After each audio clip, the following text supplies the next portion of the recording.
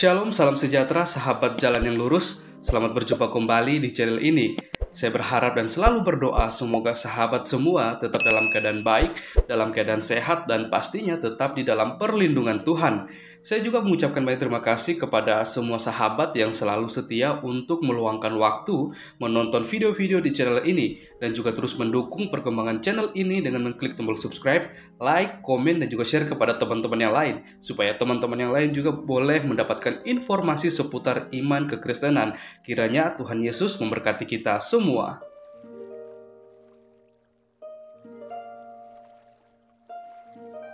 Puji nama Tuhan, saudaraku yang diberkati dan dikasih oleh Tuhan kita Yesus Kristus. Di kesempatan kali ini kita akan kembali lagi melihat bagaimana keberlangsungan suatu diskusi atau debat antara seorang murtadin bersama dengan Ustadz Suma.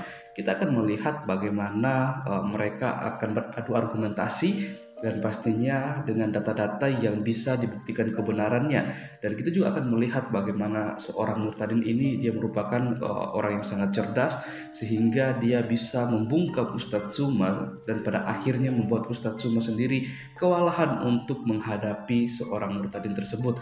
Maka dari itu, tanpa berlama-lama, mari langsung saja kita simak videonya. Dan sekali lagi saya berharap untuk kita semua untuk bisa mengikuti video ini atau diskusi ini dari awal hingga akhir, supaya kita semua juga bisa melihat bagaimana keberlangsungan debat tersebut, dan juga bagaimana ketika mereka membawakan setiap data-data yang mereka bawakan, apakah semuanya itu bisa dipercaya atau bisa dibuktikan kebenarannya. Selamat menyaksikan, Tuhan Yesus memberkati. Iya, saya mau tanya Bu Cemplok. Bu Cemplok, selama 40 tahun kenaikan Yesus dari kebangkitannya itu Yesus ngajarin apa, Bu? 40 hari sebelum ke langit. Kenapa rupanya? Biasanya Saya kalau tanya, di ini Loh. Saya mau tanya ke Ibu, 40 hari setelah Yesus keluar dari kuburan, keluar dari goa, Yesus kan jadi Tuhan tuh. Nah, saya tanya ke Ibu, Yesus 40 hari itu ngapain aja? Dari kuburan aja Yesus. Jadi kamu berpikir Enggak. keluar dari kuburan Bu, santai. jadi Tuhan. Tidak seperti itu, Juma. Santai, Bu, santai. Tidak, kamu selalu ngajarin umatmu santai, tuh. Bu, santai.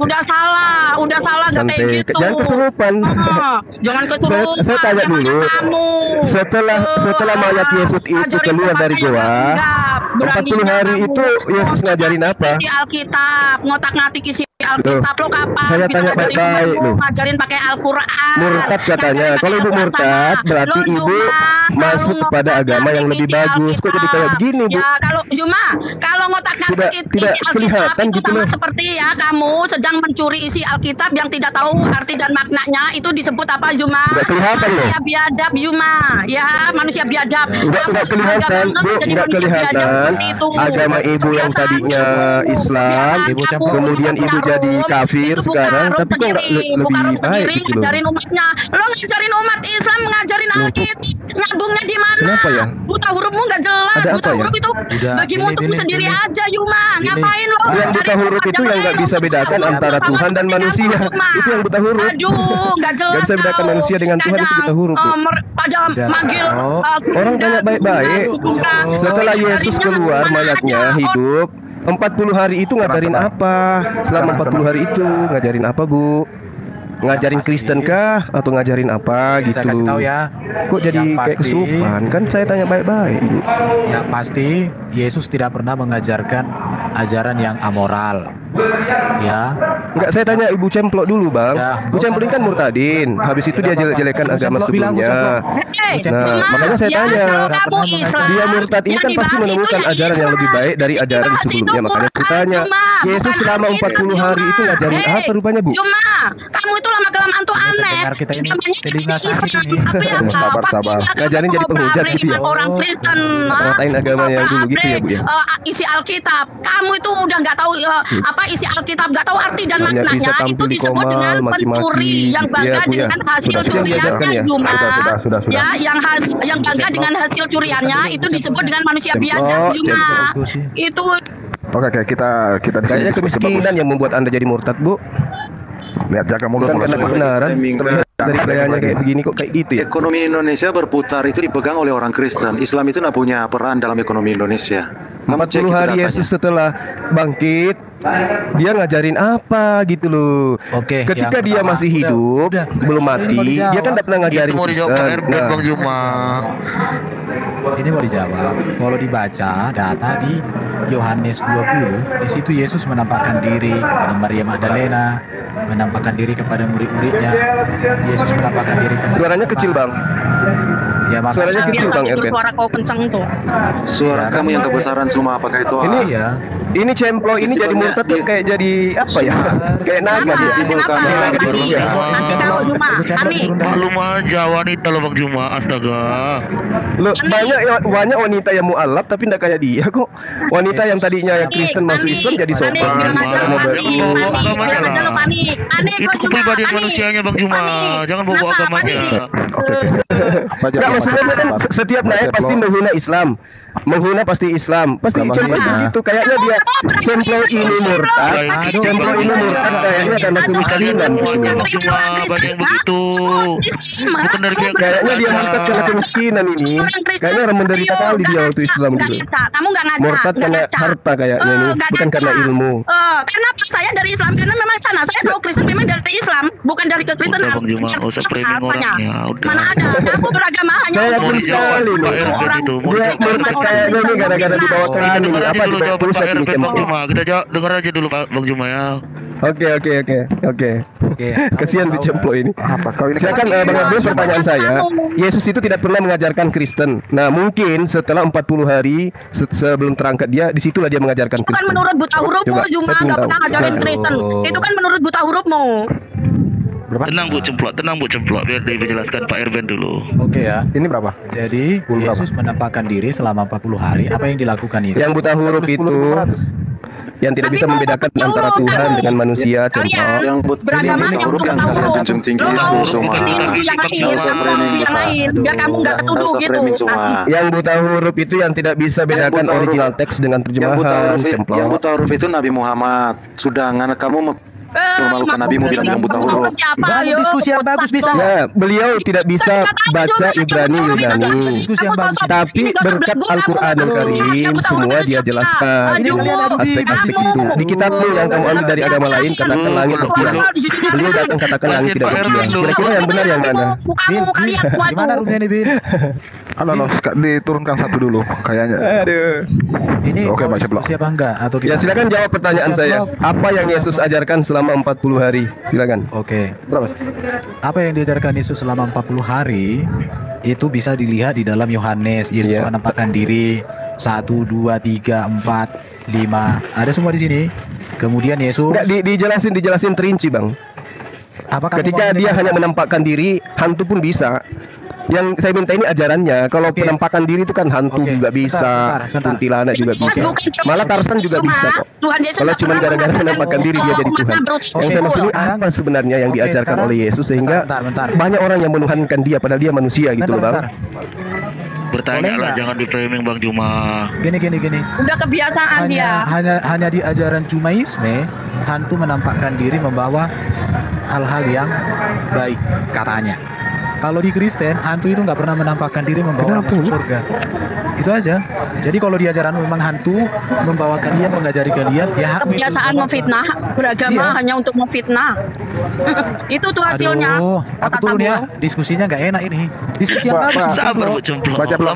Saya gantiin dulu baca blog kataan emosi dia semua. Diskusinya, Aduh, baca. Aku pengen pinter juga Bu Oke. Cemplok. Penjelasan Jadi- Bang Erben, Pak Erben. Jadi begini teman-teman, Kalau nggak bisa Mbak Ceplok diskusi, ini ya turun makanya aja. kalian jangan cari masalah sama Mbak Ceplok. Mbak Ceplok itu wanita, kalian ganggu, gitulah dia nggak bisa tahan emosi karena perbuatan kalian juga. Sabar Mbak Ceplok. Saya gantiin dulu kasihan Mbak Ceplok. Makanya kalian jangan bikin begitu sama Mbak Ceplok. Sabar Mbak Ceplok. Pak Erben, silakan. Bisa sabar nggak? Oke. Sekarang begini ya, pembahasan kita ini kita akan lihat. Si Suma sudah mengatakan itu bahwa setan atau iblis penampakan. Sekarang kalau iblis bisa menampakkan diri, iblis bisa berkomunikasi langsung dengan Muhammad. Kenapa Muhammad tidak bisa berkomunikasi langsung dengan Allah? Dan kenapa Allah Subhanahu wa taala tidak bisa menjadi wujud yang bisa nyata untuk membuktikan eksistensi bahwa Allah Subhanahu wa taala itu ada? karena tidak terbukti Allah itu ada. Jika hanya bergantung pada ciptaan dan kesemuan, berarti ini adalah kebohongan. Sekarang kita akan dialog tentang apakah Allah Subhanahu wa taala itu ada atau tidak. Karena iblis bisa mewujudkan atau menampakkan diri, berarti Allah Subhanahu wa taala ini kalah sama iblis. Silakan kita mulai. Silakan Bro Erwin. Kenapa kemana-mana perginya ini? Yang saya tanya itu 40 hari Yesus itu ngajarin apa? Kita dialog bagus. Sudah dijawab. Karena Allah Saya tambahkan ya Bro Erban. Saya nggak dengarkan. Yesus tadi Anda mengajarkan 40 hari mengajarkan dirinya menampakkan dirinya. Tapi kan murid-muridnya nganggap dia hantu, Bang. Cuman itu aja. Cuma di menampakkan diri aja kamu bisa mendengar. Bukan. Cuma Baca dulu dong. di dalam diskusi. Jadi gini, Ya, saya tanya, Bang. Sebentar. Yesus ngapain aja 40 hari? menampakkan diri silakan. kepada murid-muridnya, memulihkan murid-muridnya, Menampakkan melatih diri. murid-muridnya, Oke, satu. supaya murid-muridnya memberitakan Injil. Karena ajaran-ajaran Yesus sudah dinyatakan oleh Yesus di dalam masa Menampakkan diri. pelayanan. Itu sudah jelas. Dua apa, Bang? Menampakkan diri. Terus apa lagi? Loh, menampakkan diri itu kan banyak ajaran. Contoh menjumpai Petrus, menjumpai. Iya, saya udah tahu. Yesus 40 hari itu Ya sudah. menampakkan diri. Ajarannya. Ya sudah. Apa lagi? Selain Ajarannya menampakkan itu. diri, apa lagi?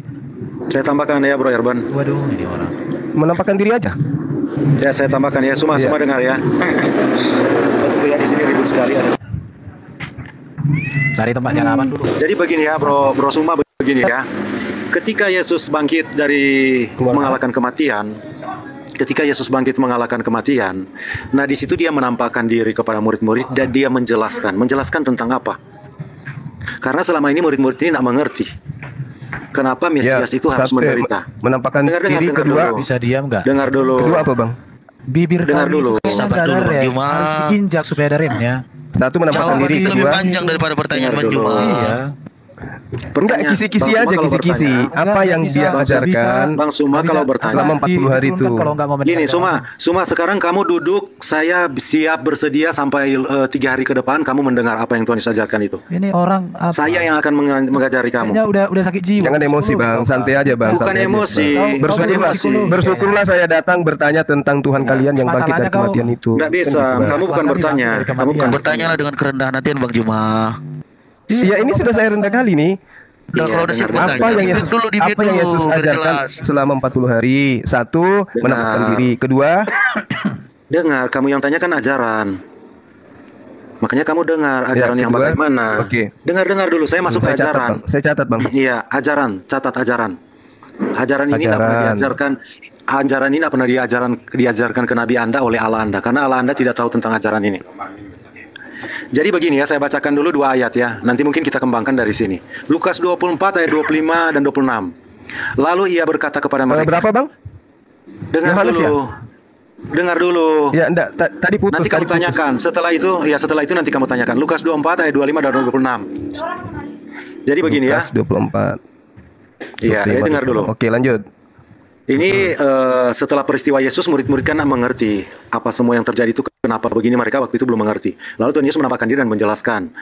Lalu ia berkata kepada mereka, "Hai kamu orang bodoh, sama seperti nabimu bodoh, tidak tahu tentang hal ini. Betapa lambannya hatimu sehingga kamu tidak percaya segala sesuatu yang telah dikatakan para nabi.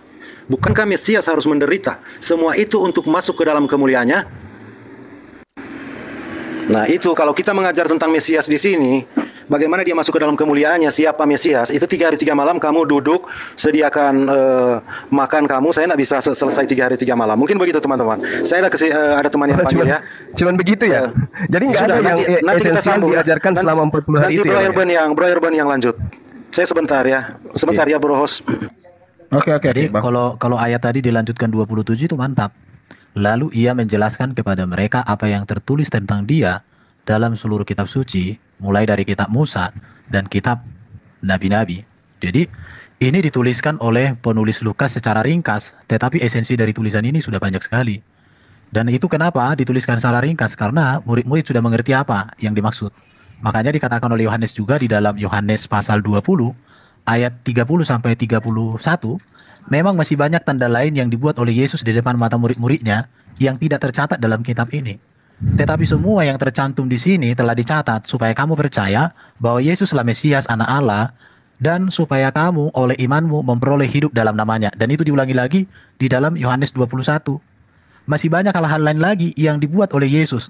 Tetapi jikalau semuanya itu harus ditulis satu persatu, maka agaknya dunia ini tidak dapat memuat semua kitab yang harus ditulisnya itu. Jadi artinya di sini ada banyak hal yang dikerjakan oleh Yesus, tetapi dituliskan secara ringkas. Dan tulisan yang secara ringkas ini sudah mewakili, sudah cukup untuk membuktikan, menyatakan bahwa Yesus Mesias. Sudah cukup. Itu aja. Iya, baik. Boleh saya tanggapi, Bang? Iya, silakan tanggapi. Oke, jadi yang pertama menampakkan diri. Kemudian yang kedua ajaran. Di situ muatannya Lukas 24 sampai 27. Menjelaskan tentang dirinya kemudian. Artinya tentang yang pengajaran gereja hari ini, Yesus bangkit untuk menebus dosa manusia, itu Yesus nggak ajarkan berarti ya Bang ya? Selama 40 hari itu ya? Sebelum Yesus disalibkan, Yesus sudah mengatakan anak manusia akan diserahkan untuk mengampuni dosa. Itu sudah diajarkan Yesus. Itu di mana itu Bang? Ada. Di anak manusia datang bukan untuk melayani, tetapi untuk menyerahkan dirinya bagi tebusan bagi banyak orang. Billy, bisa dicarikan ayatnya bro? Soalnya handphone saya dipakai. Bill? Iya. Ya, halo. Cari dulu ayat Yesus datang untuk memberikan tebusan bagi banyak orang. Oke. Matius 20 ya bukan? Banyak ajarannya Yesus. Ya, silakan.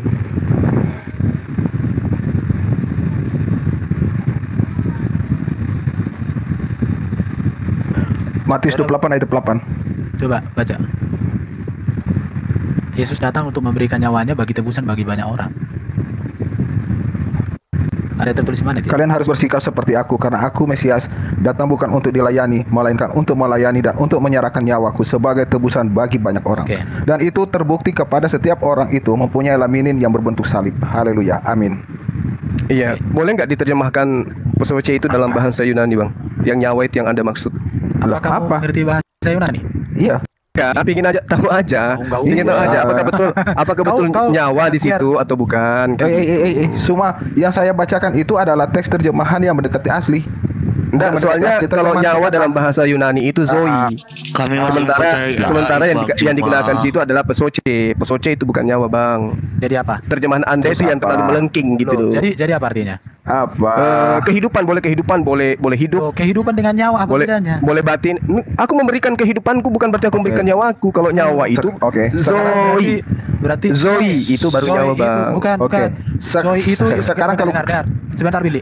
Zoe dengan bios beda lagi. Nah itu dia makanya ini bukan bios bukan zoe tapi pesoce. Pesoce itu pribadi, jasmaninya gitu loh, kehidupan, hidupnya. Gitu loh Bang. Bios sama. Itu dengarin. Kalau bios itu berbicara kehidupan sehari-hari, makan, minum dan lain sebagainya. Itu namanya bios. Kalau zoe itu berbicara hidup yang kekal, hidup yang tidak akan mati. Tapi kalau yang tadi itu beda lagi, itu namanya nyawa. Nyawa itu enggak beda eksistensi diri. Kamu ngajarin orang tapi kamu nggak ngerti. Kalau nyawa itu zoe, nyawa itulah zoe itu Bang Erben gitu loh. Sekarang kalau saya ganti dengan jiwanya kamu mau protes? Ya nggak apa-apa, saya juga memberikan jiwaku kepada anak-anakku, nggak ada masalah. Memberikan pengabdiannya gitu loh Bang. Jadi jangan lari ke dilarikan terjemahan ini, jangan dilarikan ke ajaran Helenisme gitu. Kapan kau berikan jiwamu kepada anakmu sebagai tebusan? Saya berjuang dalam kehidupan ini memberikan jiwa ragaku kepada anak-anakku. Jiwa ragaku. Iya, jiwanya sampai mati, bukan jiwa sekedar metafor. Jadi kembali ke tadi ya. 50 tahun, 30 tahun baru ada catatan kemudian terkait dengan ajaran Yesus. Tunggu yang disampaikan diri. Iya, yang disampaikan Bro Edben. Kemudian ajarannya terkait dengan dia datang kemudian menjelaskan bagaimana perjanjian lama berbicara tentang dirinya kan gitu. Saya tambahkan Yohanes 20 nomor 17. Kematiannya dan kebangkitannya Yesus belum pergi ke surga kan gitu. 40 hari ini adakah Yesus mengajarkan tentang kekristenan? Oke, kita jawab ya. Istilah kekristenan itu istilah yang disebutkan kepada murid-murid Yesus di Antioquia. Itu peristiwa bukan lagi ketika Yesus masih hidup, tetapi murid-murid Yesus itu pada zaman Yesus sudah disebut jemaat atau gereja kalau bahasa sekarang. Jadi orang Kristen itu adalah gereja. Gereja itu artinya kumpulan atau kelompok komunitas orang-orang yang dibentuk oleh Yesus. Itulah gereja atau jemaat. Kemudian jemaat ini, bentar dulu belum. Jemaat inilah kemudian disebut sebagai Kristen. Ya itu maksud saya gini loh Bang. Oh, Artinya bahwa Yesus ketika 40 hari itu nggak pernah sedikit pun menyentuh ajaran Kristen gitu. Kau tidak tanya lagi jemaat itu dalam bahasa Yunani, kau tidak tanya lagi. Nggak perlu. Yang saya bahas ini 40 hari setelah kebangkitannya Yesus kan gitu. Kau tidak tanya lagi jemaat itu dalam bahasa teks aslinya. Nggak perlu Bang Billy yang ganteng. Saya cuma ingin tahu 40 hari itu Yesus habiskan waktu ngajarin apa? Kok nggak ada ajaran Kristen muncul di sana? Yang muncul Kristennya justru nanti jauh di Antioquia. Gak apa-apa. Nah itu dia makanya. Ya udah nggak masalah. Karena 40 hari itu ngajarin apa gitu? Karena kalau yang saya lihat, selama sebelum Yesus itu berangkat, dia mengatakan damai sejahtera ku tinggalkan bagimu. Ereino, Shalom itu Islam. Yesus meninggalkan Islam itu Bani Israel. Nah, Kristen ini kapan adanya gitu loh. Sementara 40 hari setelah dia bangkit itu nggak pernah ajarkan Kristen, Bang. Tunggu. Sekarang begini, kamu katakan 40 hari itu di mana ayatnya? Kamu sebutkan ayatnya 40 hari itu. Justru saya heran gitu terhadap ajaran kalian. Di mana Lukas mengatakan kisah para rasul, penulis yang sama antara tulisannya ada yang mengatakan langsung terangkat, ada yang mengatakan keliling dulu tamasya 40 hari. Itu yang benar itu yang mana gitu loh. Nah sekarang enggak begini Bro Erben, 40 hari ini dia bertanya apa pengajaran Yesus selama 40 hari. Sekarang saya mau tanya dulu, ayat 40 hari itu yang Yesus menurut dia Yesus mengajar selama 40 hari, ayat mana semua? Itu yang saya ingin kejar. Oh iya, apakah selama 40 hari itu Yesus mengajar terus? Di mana coba? Nah, justru yang harusnya mengajarkan saya itu Anda yang ada di sini gitu loh. Artinya, kok makanya Bang? Pertanyaannya sudah orang yang sudah kena saraf. Kok bisa gitu ya? 40 hari Yesus menampakkan dirinya supaya semua orang tahu bahwa dia adalah Allah yang hidup. Di mana itu tertulis, Bang? Nah, kalau ada ya enggak, tunjukkan aja kepada saya karena itu bukan ucapan Yesus, loh. Di dalam catatan Lukas, Lukas 1 nomor 3, Yesus itu menunjukkan dirinya setelah mengalami penderitaan ya. Lalu kemudian hidup. Ya, kalau di dalam Roma dia harus bangkit. Untuk apa? Untuk menjadi Tuhan. Nah, sekarang dari Yesusnya selama 40 hari dari mulutnya sendiri apa yang dilisankan? Berarti artinya gini ya. Ini memang nggak bisa menganalisa teks dengan baik. Begini, sebenarnya gini loh Bang Erben. Sebentar dulu dong. Oke, silakan. Kalau orang cerdas membaca data yang disampaikan oleh Rantai Perak tadi, lalu ia menjelaskan kepada mereka seluruh kitab suci, mulai dari kitab Musa dan segala kitab nabi-nabi. Jadi sebenarnya kalimat ini padat, tetapi yang namanya mengkalimatkan sebuah informasi itu tentu lebih pendek daripada kenyataannya. Peristiwanya 40 hari, tapi bisa dikalimatkan dengan kalimat pendek ini. Cuma kalau orang nggak punya logika untuk menganalisa kalimat ini secara dalam, maka mentok di situ. Jadi salahkanlah dirimu yang terlalu dangkal menganalisa data. Salahkan dirimu. Justru saya minta data dari Anda semua yang ada di sini. Dari tadi itu ini bukan data yang kubilang. Bukankah Mesias harus menderita semuanya untuk masuk ke dalam begini lalu ia menjelaskan kepada mereka apa yang tertulis tentang dia dalam seluruh kitab suci. Jadi Yesus kan gini loh Bang Erben. Itu kan cerita orang-orang. Yang saya tanya ini Yesus itu ngajarin apa menurut Yesus itu sendiri. Saya paham, saya ngerti kok. Kisah para Rasul 1 nomor 3. Bentar. Jadi kamu gini apa? Kayaknya kamu nggak bisa berpikir dengan baik. Tidak ada informasi yang bisa kita tahu tentang Yesus yang berasal dari Yesus langsung kepada kita selain melalui selain melalui murid-muridnya dan para rasulnya. Kenapa rupanya? Wah, ini kamu udah gila berarti, Bro. Loh, Yesus itu sang firman. Yesus mengatakan segala firman yang engkau berikan kepadaku telah aku sampaikan kepada mereka. Berarti Yesus melisankan pernyataan Tuhan kepada muridnya. Mana lisan itu? Tertulis di mana lisan yang kemudian Yesus katakan yang dia terima dari Tuhan? Sebentar. Kalimat yang kamu kutip tadi itu dari mana? Yohanes, Bang. Oke, berarti itu tulisan Yohanes, bukan tulisan Yesus. Betul. Yohanes mengabarkan sebagai saksi, dia mengabarkan Yesus melakukan ini, Yesus melakukan itu. Ya udah, bukan Yesus banyak kok. Nah, Yesusnya sendiri menyatakan itu di mana? Oke, sama. Segala firman yang kuberikan telah aku sampaikan kepada mereka. Jadi Anda harusnya membedakan antara firman wahyu yang diterima Yesus dengan catatan-catatan pewarta yang menyaksikan kejadian Yesus menerima wahyu. Sekarang wahyunya mana? Bro Billy. Gini, Bro. orang ini sepertinya nggak memahami apa yang dia tanya. Iya. Karena dia gini ya, dia nih, ini saya gini bro Bill. Ya silakan. Orang Kristen kan tidak pernah punya ajaran sejak zaman bahula bahwa Yesus itu menerima kita dan menuliskan kitab. Betul. Sekaranglah saatnya Anda sadar gitu loh. Kalau dari dulu Anda paham, sekaranglah saatnya Anda paham. Anda sadar, kau memalukan. Coba berani nggak berikan saya waktu 2 menit? Saya bicara. Bukan banget kamu. 2 menit supaya Anda sadar. Tunggu. Ini sejarah makanya saya bilang Kristen dan Yesus itu berbeda. Ajaran Yesus, ajaran Kristen berbeda. Berani nggak kasih saya waktu 2 menit? Sejarah gereja sejak zaman dahulu. Gereja bukan ajaran Yesus. Satu orang pun. Jangan sejarah gereja, Bang Eben. Kristen saya katakan bukan ajaran Yesus. Titik. Berani nggak kasih saya waktu 2 menit untuk menerangkan itu? Sabar. Jadi begini teman-teman. Tempat orang berkulup, kumpulan orang-orang berkulup.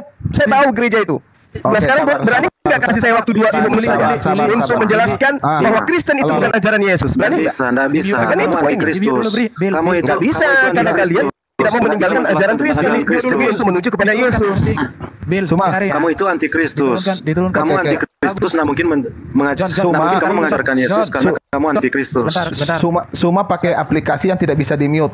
Kan parah dia. Dia pakai aplikasi nggak bisa di mute. Oke, sebentar ya.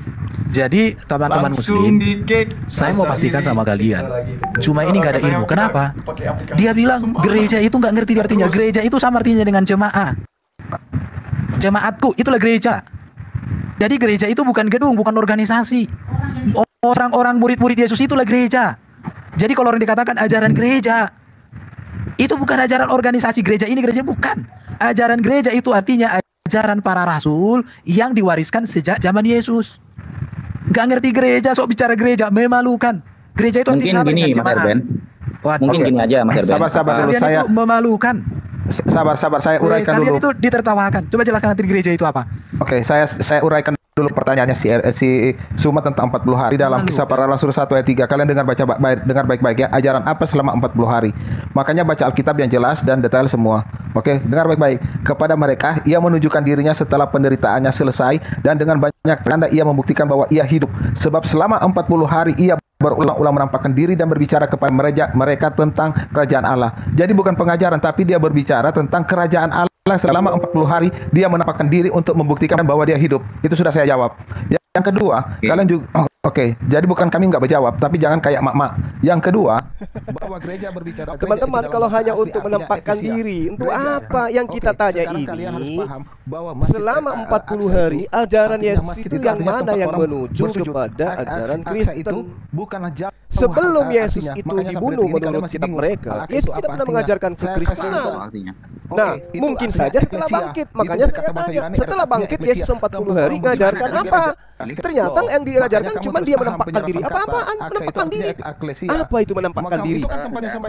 Untuk apa menampakkan diri itu? Apa hubungannya dengan Kristen? Oh, Kristen itu menuhankan Yesus karena Yesus menampakkan diri gitu. Tadinya gereja atea namanya. Terus memang tadi ada saya bahas gereja. Itu kan gereja. Gak ada saya bahas gereja. Berubah menjadi masjid itu ketika di masa Utsman. Jadi ketika Muhammad diklaim naik ke langit ketujuh itu dari gereja atea. Itu masih kosong. Paham kali ya? Sejarah. Makanya belajar sejarah. Gereja dengan apa namanya itu referensinya dari mana Bang Erben? Aksa itu dari Aklasia itu referensi jenengan dari mana Mas Erben? Sekarang kalian buktikan Aksa itu artinya jauh. Dalam bahasa apa? Etimologinya apa? Aksa. Kenapa lari ke gereja? Kenapa lari ke masjid? Yang saya tanya ini ajaran Yesus selama 40 hari. Sudah saya jawab semua. Sudah saya jawab 40 hari. Iya, menampakkan diri apa hubungannya? Apakah Kristen itu lahir karena ada manusia mati menampakkan diri gitu? Oke, makanya kamu pertanyaan saya sudah jawab. Yesus menampakkan 40 hari untuk membuktikan dia itu hidup. Yang kedua, Yesus menampakkan diri dan memberitakan tentang kerajaan Allah. Oke, itu sudah selesai. Kerajaan Allah itu apa? Kabar keselamatan. Kedua, Kristen itu, Bro Erben, masa kita selalu menjelaskan apa arti Kristen lagi sama semua ini? Bro Billy, saya tadi minta data, kamu mengatakan 40 hari Yesus ngajarin apa yang terkait Kristen? Waduh, udah dijelaskan. Jadi gini kerajaan ya, Allah bro semua dan semua yang tertulis tentang di dalam kitab Taurat, kitab Nabi-Nabi dan kitab Mazmur. Di mana dijelaskan di kitab Nabi-Nabi Mesias adalah raja dan kerajaannya kekal, kekuasaannya kekal di kerajaan Allah. Jadi Mesias itu raja di kerajaan Allah, begitu. Nah, kalau Mesias adalah raja di Saya kerajaan turun dulu. Allah, Ya, Dabling, saya naik lagi sebentar. Tolong dinaikkan lagi kembali ya. Makanya bawa kuping kalau naik. Bukan, gini ya. Kalau di dalam diskusi itu tadi saya minta data loh Mas Billy, sampean bilang Akso itu asalnya dari Aklesia apa itu? Mana datanya Mas Billy? Nah, sekarang saya tanya kamu itu dulu itu sebelum jadi masjid apa dulu itu? Kau tahu nggak? Enggak, saya minta data saja, enggak usah. Tunggu, saya tanya kamu terima nggak itu? Loh, saya minta data. Tadi sampean bernarasi ya bahwa Akso itu artinya bukan jauh, tapi serapan dari bahasa sekarang Yunani. Jenengan bilang seperti itu, datanya di mana Mas Billy? Tunggu, kamu cari aja penyerapan katanya itu. Akse itu artinya jauh. Coba kau buktikan artinya itu akse itu artinya jauh. Setelah saya kasih tahu Akso artinya jauh, sampean kasih data ya, itu dari Yunani ya.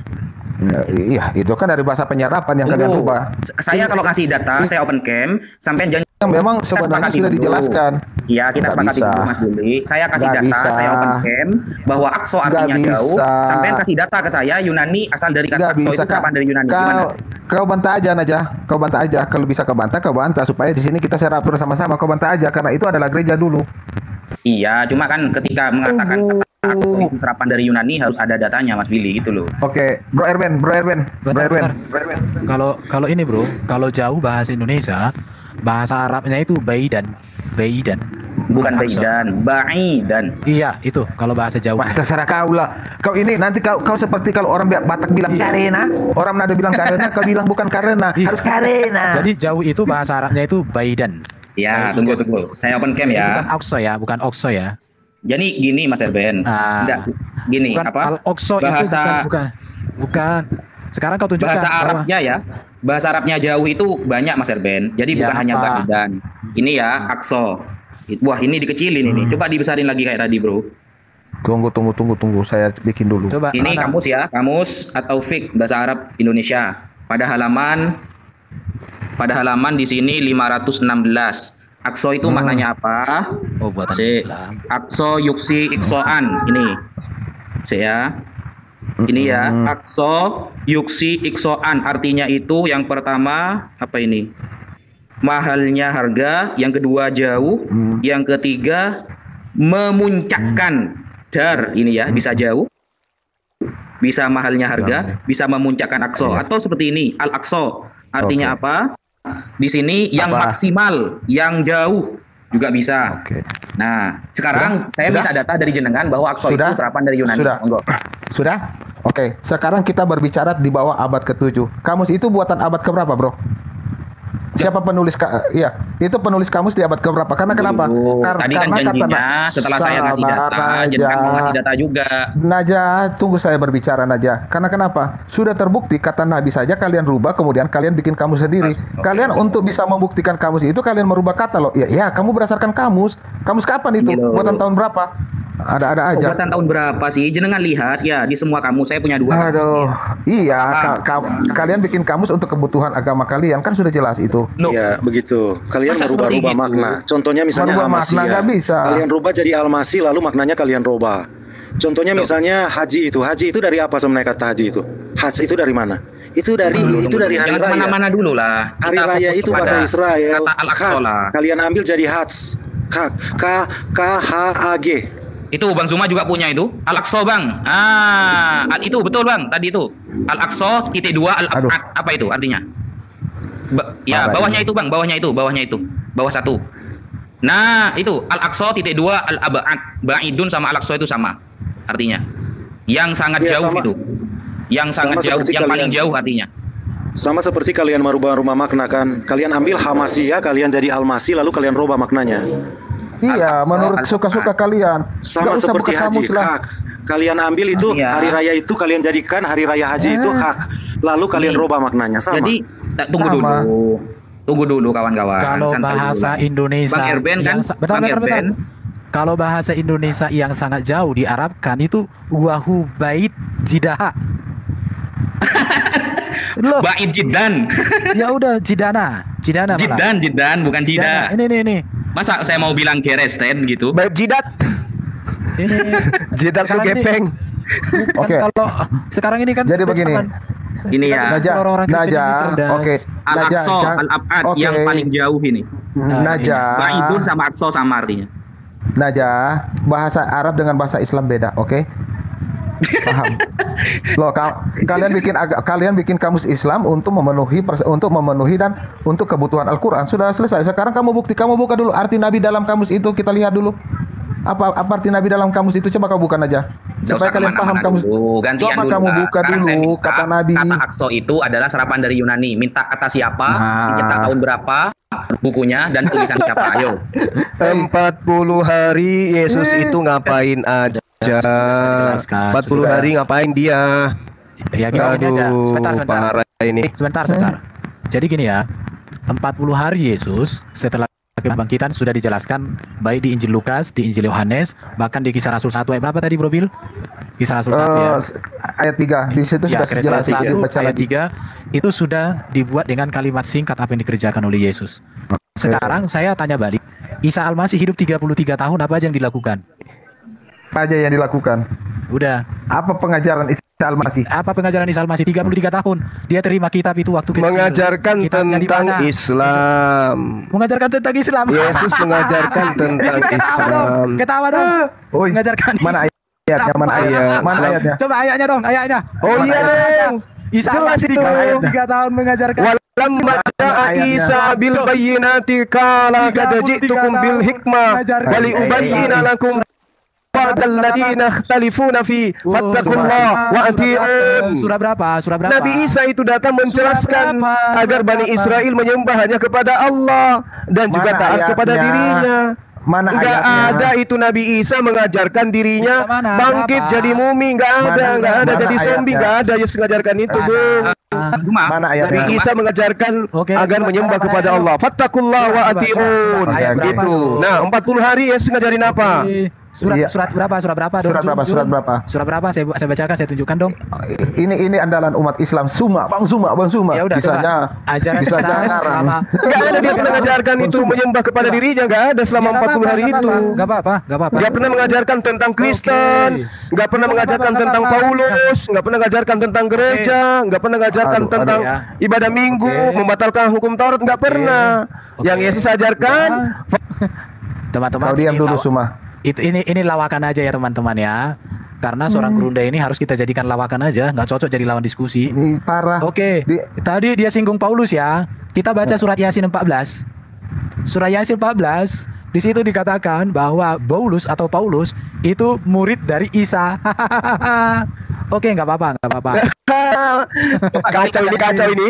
Oh, ini Tampilkan Coba datanya, Bro. tampilkan datanya. Oke, Tampilkan kita- datanya. Biar kau di sliding gunting sekarang. Oke. Tampilkan datanya. Mutiar kamu sekarang. Ayo, tampilkan datanya itu. Ini datanya. Kau mau apa? Mau kecap lagi kau? Ayo, tampilkan datanya, Bro. Jangan Mana lari. tampilkan datanya? Surah Yasin. Coba mana Paulus di situ mana? Ini ya. Oke. Yesus aja nggak pernah nyebut nama Paulus. Astagfirullahalazim. Kan Bro, kok dapat tadi sih? Yang pertama, Aqsa serapan dari Yunani nggak ada Oke, data. ini. Sekarang surat Yasin Subhanallah. nggak ada data. Ini. Nabi Isa katanya ngajarin Islam. Ternyata Nabi Isa minum anggur. Orang Islam minum wine enggak? Zulkifli Abbas pernah minum wine Nabi enggak? Isa mengajarkan fattaqullaha wa atiun. Taatlah kepada Allah. Tidak pernah Nabi Isa mengajarkan taat kepada Paulus. Si Wafi pernah minum anggur. Sedangkan Kristen ini adalah agama yang taat kepada Paulus. Parah ini.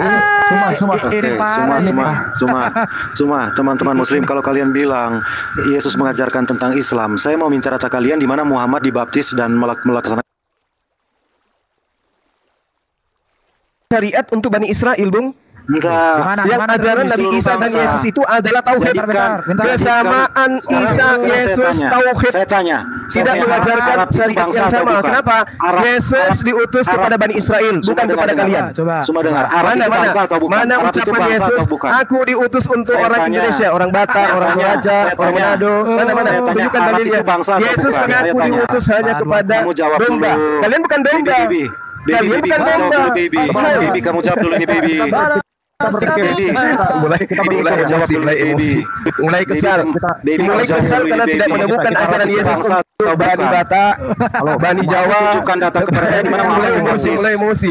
Yesus mengajarkan aku diutus hanya kepada domba. Kalian bukan domba. Baby, di mana Muhammad dibaptis? Kalau sudah keok, mute. Sabar. Di mana Muhammad dibaptis, baby? Karena Yesus tidak pernah membaptis satu manusia pun. Yesus tidak pernah membaptis siapapun. Sabar. Itu ajaran tambahan. Itu. Matius 28 itu hanya sampai nomor 15. Langsung itu, bro. Tolong didengarin. Tunjukkan manuskrip tertua dari yang Anda baca kalau ada. Tunjukkan. Ada enggak? Didengarkan dulu. Tunjukkan manuskrip kamu seperti Quran yang kamu pakai sekarang di atas 100 tahun. Saya cuma minta 100 tahun lebih. Sabar. Jadi begini, kita nggak usah banyak pertanyaan dulu. Tunggu saya turunkan karena pertanyaan dari Erben belum terjawab. Pertanyaan Erben, apa pengajaran Isa Al-Masih selama dia ada di 33 tahun? 33 tahun. Karena kenapa? Yang jika dia menerima kitab sejak dari Orok. Silakan. Oke. Yang kedua, kalau dia bilang bicara tauhid, Najah, ya, kau harus belajar dulu agama Sabiin, rukun Sabiin itu tauhid pertama, ya. Jadi kata tauhid itu kalian ambil dari Sabiin, kata tauhid. Paham? Gini aja Bang Didi. Tunggu Najah. Kita kasih timer gimana? Kita kasih timer biar gantian. Bro, kayak apa sih ya? Gimana Bang Didi? Ada moderator, ada timer gimana? Saya sama Bang Zuma, Bang Erben sama Rantai Perak gimana? Tanya-tanya. Kalian bertanya aja lah daripada pakai timer. Erben, bagaimana tuh Erben? Kalau ada timernya kan enak. Jadi ada dua arah nanti. Sudah. Timer sama aja. Kalian bertanya. Kalian bertanya, kita menjawab. Kalau kita bertanya, kalian yang menjawab, begitu. Coba teman-teman pikir ya. Pikir sore hari ini semua teman-teman Muslim berpikir. Kalau Yesus itu hanya untuk Bani Israel, maka Maria Kiptiah itu orang apa? Agamanya apa Maria Kiptiah? Coba pikir. Maria Kiptiah agamanya apa, Wafi? Ini kamu yang bertanya berarti. Loh, ini kan pertanyaan simpel. Kamu tanya jawab singkat aja, nggak usah panjang-panjang. Maria Kiptiah ini agamanya apa? Coba dijawab. Kiptiah itu apa? Kiptiah itu ya Koptik lah. Koptik apa? Berarti agamanya apa? Kristen. Kalau Maria Kiptiah orang Koptik, katanya Yesus hanya untuk orang Israel. Kenapa orang Koptik bisa jadi Kristen? Loh, gini kawan. Saya jelaskan. Mau nggak dengerin? Istrinya Muhammad loh itu. Mau nggak saya jelasin? Gimana?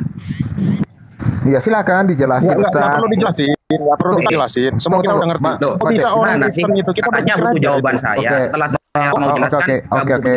Oke. Kita dengar dulu satu-satu dulu. Oke. Jadi apa pertanyaannya Bang Kaipas? Kita runut satu-satu. Tapi gantian ya Kaipas. Yang turun itu saya bertanya Kaipas ya. Yang turun. Iya silakan. Saya senang ditanyai gitu. Yang turun tadi bilang Yesus hanya untuk orang Israel. Nah pertanyaannya Maria Kiptiah ini orang Yahudi apa orang Mesir? Kok bisa dia jadi Kristen? Jadi istrinya baginda Muhammad lagi. Nangkep ya? Ya, nangkep. Sudah. Ini. Oke, jadi istilah Kristen ya, kalau dalam dunia Arab itu tidak pernah disebut dengan Kristen ya. Tidak pernah. Ada kalanya disebut dengan Nasoro, ada kalanya disebut dengan Masihiyun, ada ya nisbat di kana. Ya nisbat ini dalam bahasa Arab namanya ya yang menyebabkan orang itu berbangsa, seperti itu. Berbangsa, maksudnya berbangsa pengikut Kristus, begitu. Sekelompok orang yang mengikuti Yesus.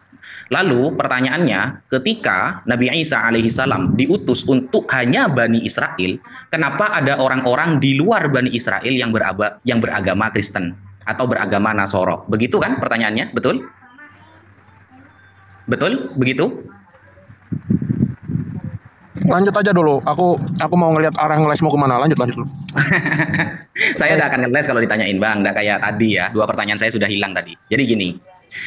Ketika ada orang yang datang ke Indonesia ya, dia dari bangsa Arab seumpama. Dia beragama Yahudi yang asalnya dari pengajaran Bani Israel. Apakah salah ketika dia datang ke Indonesia lalu dia mengatakan saya agamanya adalah Yahudi? Kan tidak, gitu loh. Itu pertanyaan rehe sebenarnya kawan. Kalau hanya diperbandingkan kota ya, hanya kota yang dibahas kan, orang Bani Israel lalu keluar dari Bani Israel, kemudian dia menyebarkan agama di luarnya ya, agama di luar kalangan Yerusalem di Bani Israel, lalu diklaim bahwa ini salah Al-Qur'an, katanya hanya diutus kepada Bani Israel. Ini kan lucu pertanyaan seperti itu, gitu loh. Sangat lucu. Karena di dalam Islam tidak ada nabi yang diutus secara rahmatan lil alamin, seluruh alam itu tidak ada. hanya Nabi Isa, ya, hanya Nabi Muhammad SAW. Nabi Isa itu jatuhnya kepada Bani Israel. Lalu ketika Bani Israel menyebar dan membawa pahamnya kemana-mana, apakah menafikan bahwa Al-Quran mengatakan hanya diutus Bani Israel? Kan tidak klop itu pertanyaannya. Gitu loh maksud saya. Paham kan nggak ya? Paham nggak? Ada yang paham nggak? Ada yang paham nggak penjelasan yang sangat detail tadi? Ada yang paham nggak? Ditanya Saya sih apa nggak jawab? paham. Ditanya apa Saya jawab nggak apa paham. bagaimana? Loh, Saya gini nggak loh. paham. Saya nggak paham, jujur. Gini aja, gampangannya gini. Kamu ini agamanya Kristen, ya. Kemudian kamu kamu ini berasal dari mana? Agamanya itu kan dari sana, dari orang Yahudi. Apakah saya akan menjanggalkan ketika kamu mengatakan, lu ini kok ada orang Indonesia agamanya Kristen? Kan lucu seperti itu, kawan. Kamu lari kemana? Kamu bilang Maria Kiptia itu orang apa? Orang apa? Kira-kira Maria Kiptia itu orang apa? Wafi. Orang Mesir dia. Orang Mesir. Nah, kok bisa dia jadi Kiptia itu? Kiptia itu dari mana jadinya? Kata Kiptianya itu dari mana? Kipti itu kan daerah di daerah Mesir kan? Oh, bukan. Kiptia itu udah jelas. Egypt sama Kipti sama artinya. Coba kamu sekarang Sebentar datang dulu, Mesir ya, sebentar kamu ya. datang Daripada Mesir. menjelaskan Di sana penjelasanmu ada yang tidak namanya jelas tadi. Al-Masihi Sabar dulu, sabar dulu, ya. Jelas-jelas orang Koptik itu menuhankan Yesus. Orang Koptik itu bukan orang Yahudi, makanya mereka menyebut dirinya sebagai Koptik, ya. CPT sama GPT itu sama, itulah makanya namanya Egypt. Nah, kalau kamu bilang itu hanya untuk orang Israel, apa hubungannya dengan penjelasanmu tadi? Justru pertanyaan Anda yang salah, Bang. Masa ketika Yesus hanya diutus kepada pertanyaan Bani saya yang Israel, salah. lalu ketika orang Israel menyebarkan pahamnya di luar negara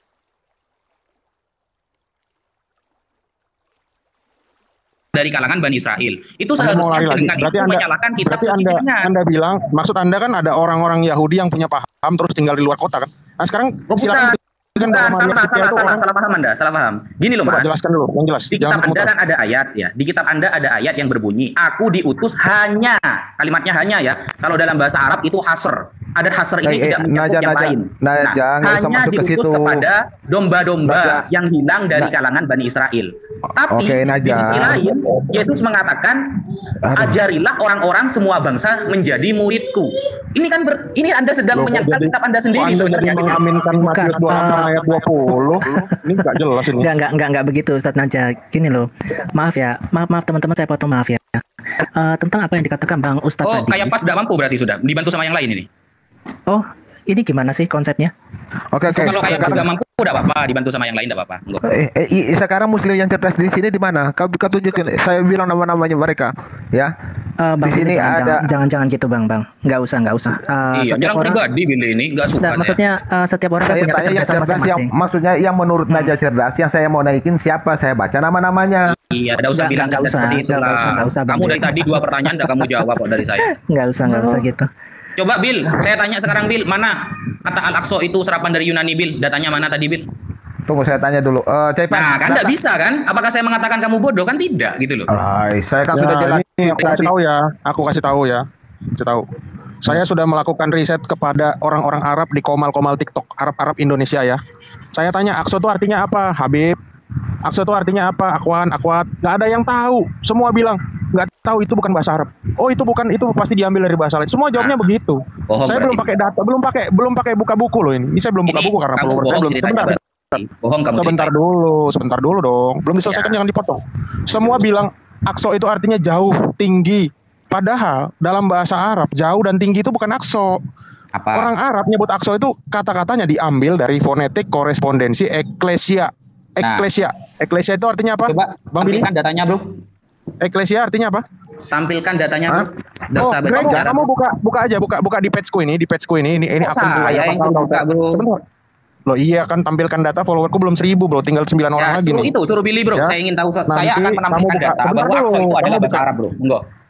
Kamu buka dulu di page ini di bawah, ya.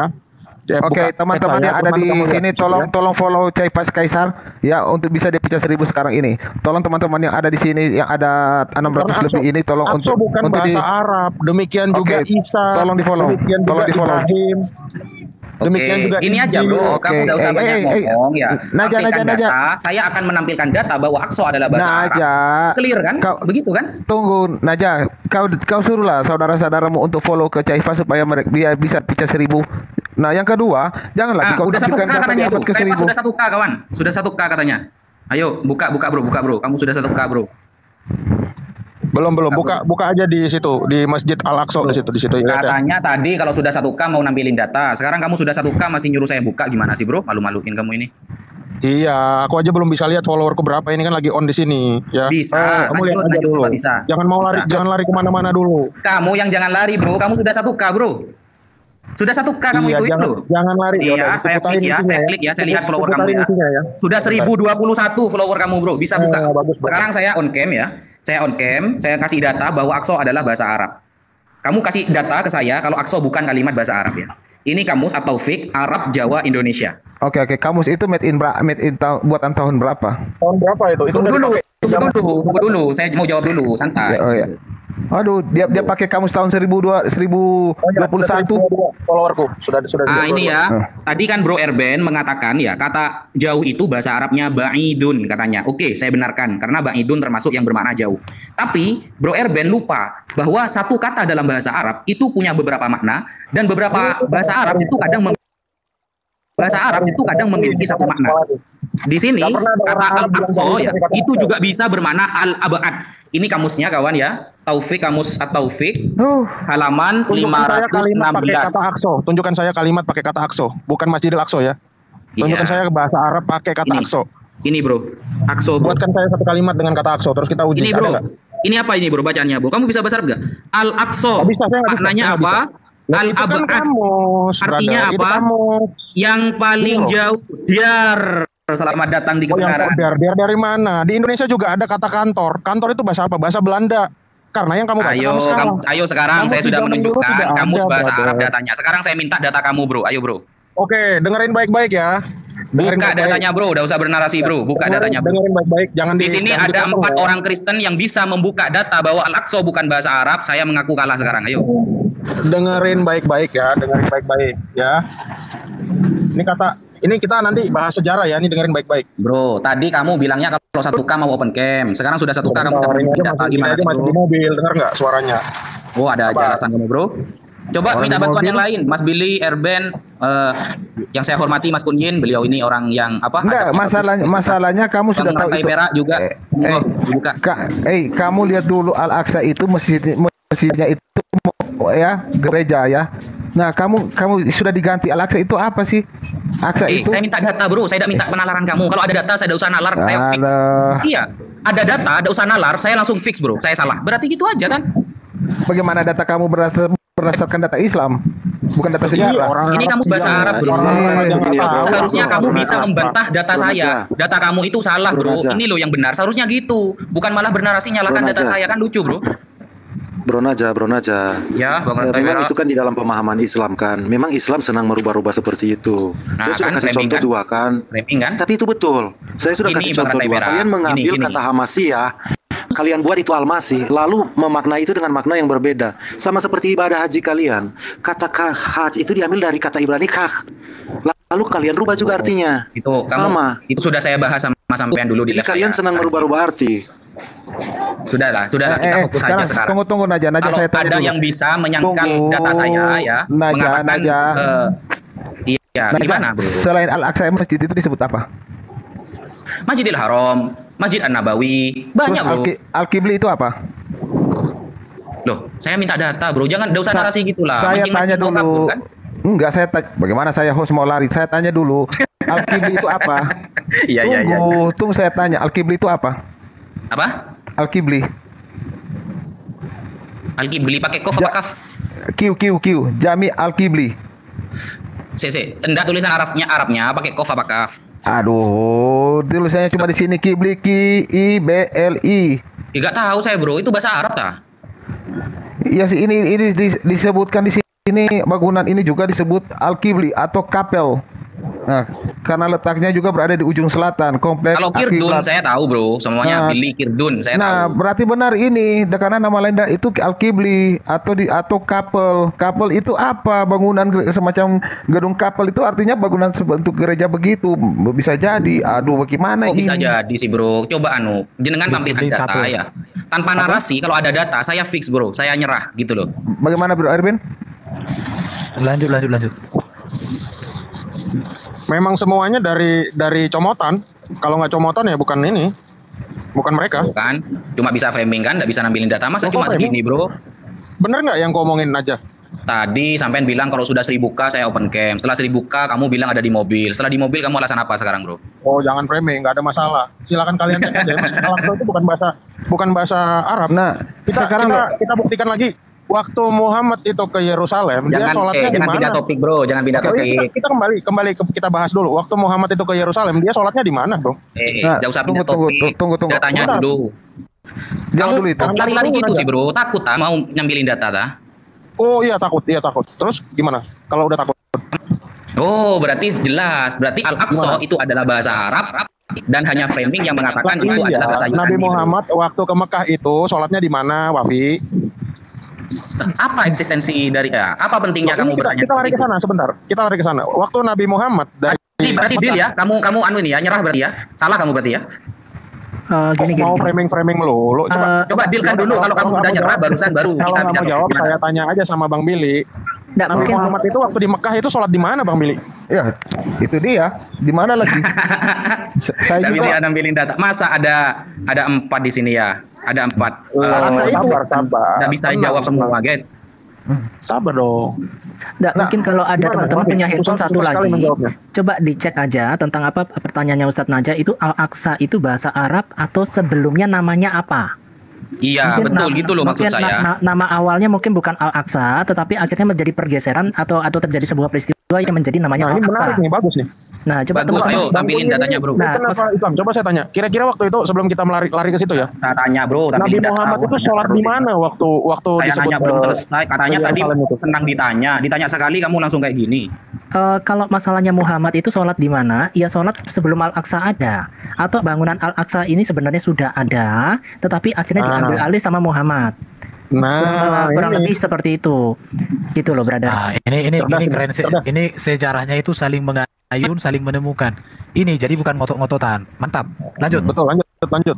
Nah, kurang lebih seperti itu kalau bertanya tentang sholatnya. Ya, kalau kita lihat dari sejarahnya demikian. Nah, cuma yang dipertanyakan sama Naja tuh gini, Al-Aqsa itu sebelum namanya Al-Aqsa namanya apa? Terus Al-Aqsa itu apakah benar pakai bahasa Arab? Kalau memang Al-Aqsa itu bahasa Arab ya nggak apa-apa, bahasa Arab. Sebenarnya kan cuma masalah istilah bahasa kan. Nah, ini saya sedikit namanya ada Masjid Al-Aqsa. Dalam Islam, tempat berdirinya bait suci disebut dengan Masjid Al-Aqsa. Bahasa Arabnya ada tulisan Arabnya saya tidak ngerti ya. Arti harafiahnya adalah masjid terjauh. Stop. Bait suci itu bukan Al-Aqsa.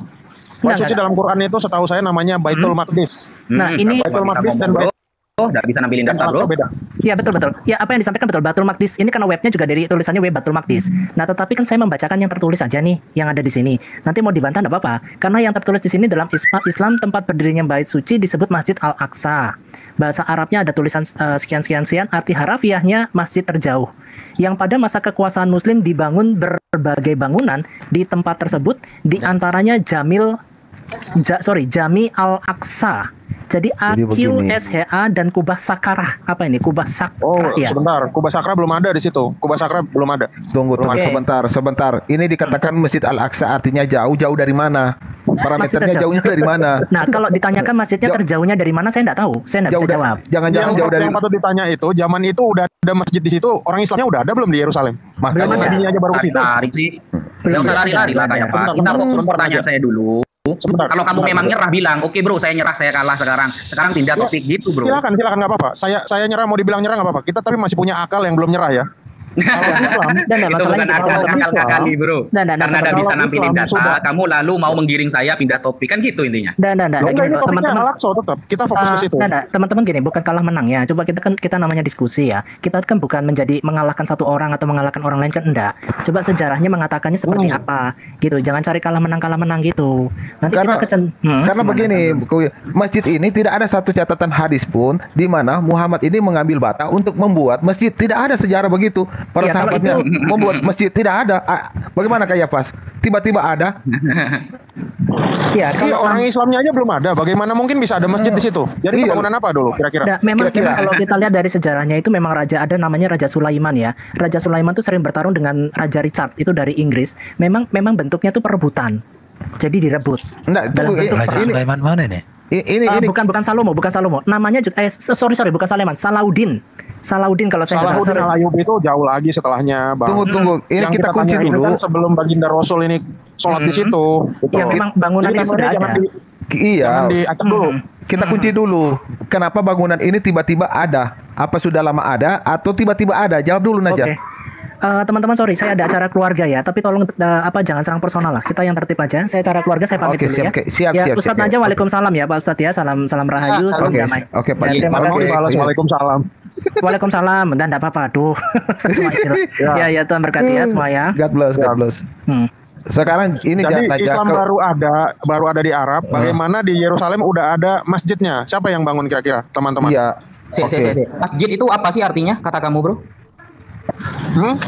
Masjid tempat itu sujud. pemahaman Mas Kayapas apa sih? Tempat sujud. Tempat sujud. Iya. Dari kata apa, Bro? Kok diartikan tempat sujud, Bro? Loh, jangan nanya saya nggak tahu. Saya nanya Islam nih. Kalau ada yang merasa Islam di sini, minta diterangkan dong. Oh, jadi sama nggak tahu. Sudah jauh terus. Bro Najah, kamu bisa pahami pertanyaan. Jawaban kamu bisa pahami pertanyaan. Jawaban kamu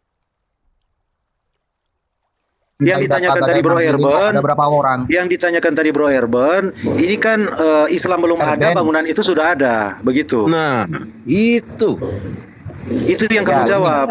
Jadi dibolak-balik ya. Ya gini loh, kan tadi Mas Kayapas bilang kalau saya nanya, yang kamu pahami masjid itu apa, Bro? Masjid itu tempat sujud katanya. Apakah harus ada bangunannya, Bro? Bicara pendefinisian jadinya. Iya, kita definisikan dulu karena ini sudah ranahnya Anda itu lagi berusaha seperti bajai ngeles-ngeles. Bukan, saya kan tidak ngeles. Tadi saya dengan data, saya keluarkan data. Perasaan dari tadi yang keluarkan data sama sekali. Nggak mungkin lah, Bro. Iyain aja. Kayak bajai. Loh, dari tadi yang nampilin data siapa, Bro? Ada nggak dari 4 orang, 5 orang Kristen di sini yang nampilin data satu aja? Bro Evan udah jelas memberi pernyataan. Pernyataan itu bukan data, Bro. Saya minta data. Nabi Muhammad, Brother Wafi. Bangunan lebih dulu berdiri atau agama Islam muncul begitu kan? Ya lebih dulu agama Islam lah, Bro. Gimana sih? Ya iyalah, itu kan jelas bicara dari fakta sejarah. Iyalah, masjid itu dari kata sajadah yasjudu. Sebelumnya bukan masjid, sebelumnya apaan? Isi makannya namanya masjid. Ya, isi makan ini namanya masjid, tempat sujud. Apakah harus ada bangunannya? Ya enggak lah, Bro, gitu. Begini, Bro. Al-Aqsa itu kan sudah ada sebelum ada Islam di sana. Sebelum ada Islam di sana, Al-Aqsa itu sudah ada. Lalu kalian menyebutkan Al-Aqsa itu masjid. Bagaimana ini bisa? Nah, itu agresor, itu ada agresor. Ini bisa jadi gimana? Cara untuk menjelaskan ini gimana? Itu yang diminta. Assalamualaikum Ustaz Wafi. Waalaikumsalam Ustaz Alif. Ini saya masih ngeladenin sahabat-sahabat Alif. Gini. 30 menit. Ini loh, Bro. Tadi kan jenengan nanya kan ya. Kenapa kok bisa dibilang masjid? Begitu loh. Kan saya sudah jelaskan. Masjid itu kan tempat sujud, tempat beribadah. Apakah harus ada bangunannya? Tidak harus lah, Bro. Sejarahnya bangunan itu sudah ada. Sejarahnya bangunan itu sudah ada sebelum Islam ada di sana. Gak ada bangunan aja boleh dijadikan tempat ibadah, apalagi ada bangunannya. Bagaimana mungkin Islam belum ada di sana sudah ada masjid? Ya begitu, itu dia arah pembicaraan dan pertanyaan. Itu yang harus kamu jelaskan. Bang Rantai Perak ini menganggap yang namanya masjid harus milik orang Islam, begitu ya? Iya jelas, cuma orang Islam yang punya masjid, Kristen tidak punya masjid. Oke. Tidak ada agama lain. Paham saya sekarang, paham. Salah paham. Oke, sekarang kamu buktikan selain Islam ada agama yang lain yang menyebut masjid. Coba. Ada nggak? Ini, Bro. Masjid itu bahasa Arab, Bro ya. Ini dia sedang bermain, Bro. Di sini bukan pelajaran bahasa, Bro, bukan pelajaran bahasa. Ini saya jelaskan dulu. Jangan dipotong dulu. Katanya mau dengar penjelasan saya. Buka kamus saja. Loh, tadi saya sudah buka kamus, Bro. Malah teman-teman Anda gak ada yang buka data sama sekali. Ini bukan lagi pelajaran tata bahasa. Ya iyalah, kira lagi sekolah SD ini definisi masjid apa gitu. Norak. Biar Anda salah paham. Kita sedang berbicara sejarah. Bajai. Esensi pembicaraan bukan ke situ, dari topik namanya. Kita sedang berbicara sejarah bangunan suci ini. Betul. Kenapa Islam belum ada di sana? Kalian sudah bilang itu masjid. Gini, Bro, ini. Kalau milik orang Kristen. Jadi begini saja. Saya simpulkan begini. Muhammad naik burak itu pergi ke gereja. Begitu saja. Simpel kan? Jangan bilang ke masjid. Islam belum ada di sana. Kok ke gereja? Begitu. Enggak ada masjid dulu. Mereka tahu Islam cuma kulitnya, Ustaz Alif. Jadi kita harus sabar gitu loh. Bukan, ini bertentangan dengan sejarah. Jadi istilahnya kalau kita melihat ke sejarah lalu kita mencocokkan apa yang kalian klaim, artinya kalian sedang membohongi sejarah. Nggak bisa kalian bohongi sejarah. Sejarah nggak bisa dibohongi. Islam belum ada, bangunan itu sudah ada. Sekarang kalian bilang itu masjid. Islam belum ada, masjid sudah ada. Namanya adalah gereja Nea. Nama yang dipakai baginda Rasul itu sholat itu gereja Nea. Itu artinya artinya itu eklesia Nea. Kemudian disebut Nea Eklesia. Makanya disebut sebagai Masjid Al-Aqsa. Betul. Nea Eklesia. Nama itu diambil lagi oleh siapa? Oleh Umar bin Khattab. Ya. Kejadian ini serupa persis seperti apa yang terjadi di Konstantinopel atau Turki. Lanjut dulu, Ustaz Alif ya. Gerejanya namanya kabur. Aduh, masih ada 8 menit. Saya ada kabur, saya tetap di atas. Saya mau sholat dulu. Gereja yang namanya Hagia Sophia itu jadi di Islam jadi masjid apa? Kalian jadi masjid. Masjid apa tuh? Hagia Sophia. Dia sebut namanya kan Hagia Sophia. Dia sebut Hagia Sophia. Nah, kalau ditanya Hagia Sophia itu dari mana? Mungkin nanti 600 tahun lagi orang Islam bilang Hagia Sophia itu bahasa Arab. Dan muncul orang kayak si Wafi keluarin kamus tulisannya Hagia Sophia tulisan bahasa Arab. Iya, kamus secara sejarah semua tahu kalau ini topiknya tadi apa? Hagia Sophia Topik awalnya ini. Artinya adalah hikmat kudus. Klemologi, ahli klemologi mereka itu. Bukan. Jadi ceritanya, narasinya di sini seperti ini. Muslim mengambil semua, merampok semua yang bukan milik mereka, lalu dijadikan distempel sebagai Islam. Sama kan di Indonesia kan mereka bahkan Borobudur mereka mau coba-coba. Itu sama. Hagia Sophia diambil, dijadikan masjid. Bentar. Oh gitu. Ini muslim di bawah nggak tahu ya. Kalau gereja yang diambil itu adalah gereja Ortodok. Kami juga sholat. Kaabah kuil Hindu diambil. Tapi nggak semua kalian gitu. Itu Abraham yang kan. Nggak beres diskusinya kalau kayak gini. Bentuk bangunan masjid seperti kepala bawang ya. Menaranya itu kepala bawang, bentuk stupanya itu. Bang, itu juga dari gereja sebelumnya, lihat aja di Rusia. Semua gereja-gereja tua bentuknya kan kepala bawang. Capas atau rantai perak. Saya ganti dulu boleh? Ada yang saya saja, Bro. Oke. Iya, jangan main framing. Lagi diskusi kan ini. Gimana? Tadi kan yang dipermasalahkan itu adalah Rasulullah sholat di Masjidil Aqsa ya. Bener ya tadi. Dan Rasulullah itu sholat bersama para nabi malah dalam hadisnya. Nah ini kan sebenarnya peristiwa yang ajaib gitu. Kalau ditanyakan tentang ini bilang mau naik hilang. Nabi siapa? Loh, bentar bang. Tadi kan permasalahannya katanya Nabi Muhammad ketika Isra Mi'raj, ketika Mi'raj itu dia itu katanya sholat di Masjidil Aqsa. Kan itu yang dibahas tadi saya dengar.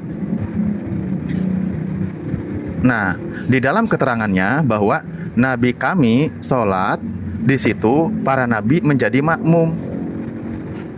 Nah, kalau mau dibahas tentang bangunan ini repot. Kenapa? Karena para nabi sebelumnya pun sudah wafat, tetapi dia menjadi makmum ketika nabi kami sholat di situ dan nabi kami bertemu para nabi sebelumnya, gitu loh. Artinya kan ini pembahasan. Maksudnya bertemu arwahnya, bro. Jadi nabi terdahulu sholat di gereja ya, keren juga.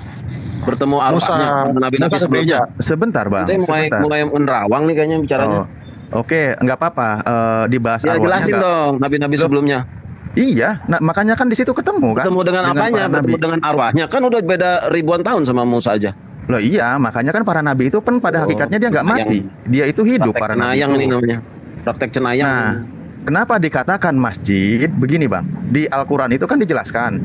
Bro Billy, ada Bang Malikil kayaknya mau naik. Enggak, palsu itu. Lagian jangan juga lah, aku nggak mau lah ya kalau diskusi hujat-hujatan. Diskusi hujat-hujatan itu aku males aku.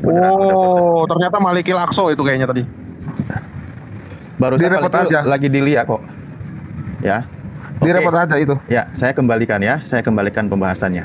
Nah, di dalam literatur Islam dibahas pertama bangunan pertama kali dibangun oleh Allah itu di muka bumi ini itu Ka'bah. Lalu itu ada hadisnya ya bahwa bangunan kedua adalah Ka'bah itu kan ini ya di Masjidil Haram. Arsiteknya siapa bro sama tukangnya tuh? Oh, arsiteknya. Sekalian aja tanyain semennya pakai merek apa gitu loh.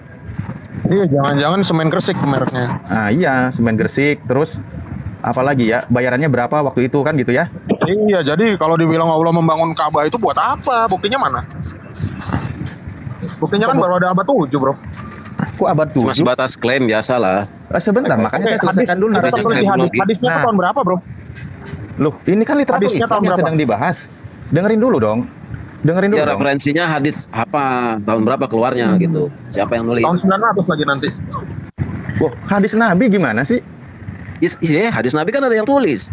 Tahun berapa? Iya betul. Hadis Nabi Nabinya itu kan ucapan umi. Nabi. Nabinya umi, nggak bisa baca tulis. Kalau mau membahas di sini, berarti kita membahas tentang perkara hadis kalau gitu. Ini kan saya sedang membacakan literatur Islamnya, ya. Datanya harus disebutkan, biar kita di sini semua itu. Lah, ini lagi saya sebutkan, gimana sih? Ya, kan kronologi yang sedang kita baca. Klaim. Sebatas klaim itu mah Anda menyatakan klaim namanya. Kalau nggak ngasih data. Data.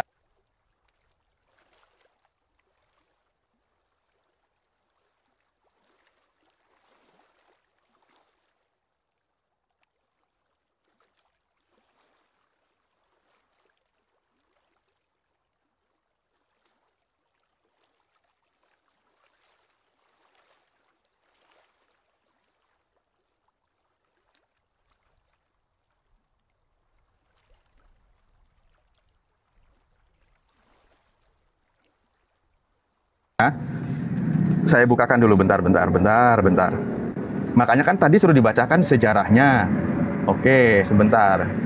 Ini kan berkaitan dengan surah ya di Al-Qur'an, inna awwala baita wudi'a linnas.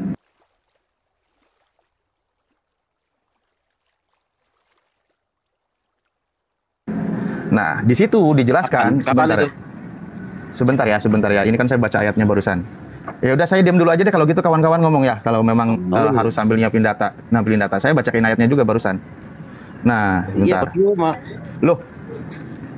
Percuma. Kalau cuma sebatas klaim nggak ada datanya kan percuma. Klaim, ada. Sebentar, surah Ali Imran ayat 96 ya. Nah, nanti ini kaitannya literatur di Islam bentar ya, sambil saya bukakan. Bentar. Nah, nanti saya juga minta kawan-kawan ketika masalah tadi kan ditanya bahwa para nabi di situ menjadi makmum, ditanya, yaitu kan beliau para nabi menjadi makmum karena peristiwa.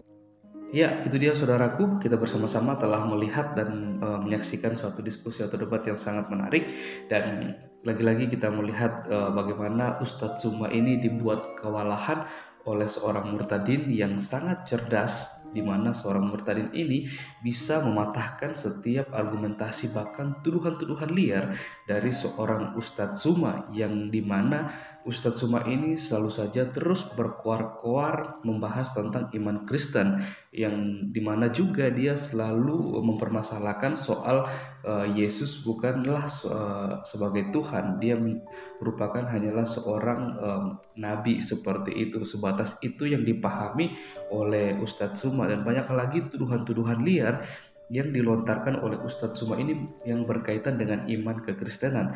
Akan tetapi kita bisa melihat dan mendengarkan bagaimana seorang murtadin ini bisa membantah serta mematahkan setiap argumentasi dan juga tuduhan liar tersebut, yang pada akhirnya membuat Ustadz Zuma merasa malu, kewalahan, dan dia sudah tidak bisa atau tidak punya bahan untuk mematahkan setiap jawaban, bahkan setiap pernyataan, argumentasi, dan data yang dibawakan oleh seorang murtadin tersebut.